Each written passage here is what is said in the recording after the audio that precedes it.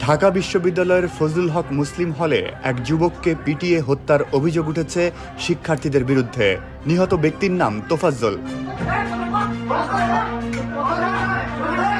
গতকাল সন্ধ্যা ৭টার দিকে ফজলুল হক মুসলিম হলে তোফাজ্জলকে চোর সন্দেহে আটক করার পর হলের মূল ভবনের গেস্ট রুমে এক দফা পিটুনি দেয় ছাত্ররা। পরে তাকে ক্যান্টিনে খাওয়ানো হয়। এরপর রাত ৯টার দিকে হলের এক্সটেনশন ভবনের গেস্ট রুমে নিয়ে আরেক দফা পেটানো হয়।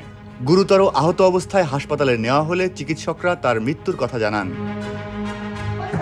ফজলুল হক মুসলিম হলের একজন কর্মকর্তা দ্য ডেইলি স্টারকে বলেন, হলে শিক্ষার্থীদের খেলা চলার সময় কয়েকজনের মোবাইল ফোন চুরি হয়। শিক্ষার্থীরা তোফাজ্জলকে চোর সন্দেহে আটক করে বেধড়ক মারধর করে।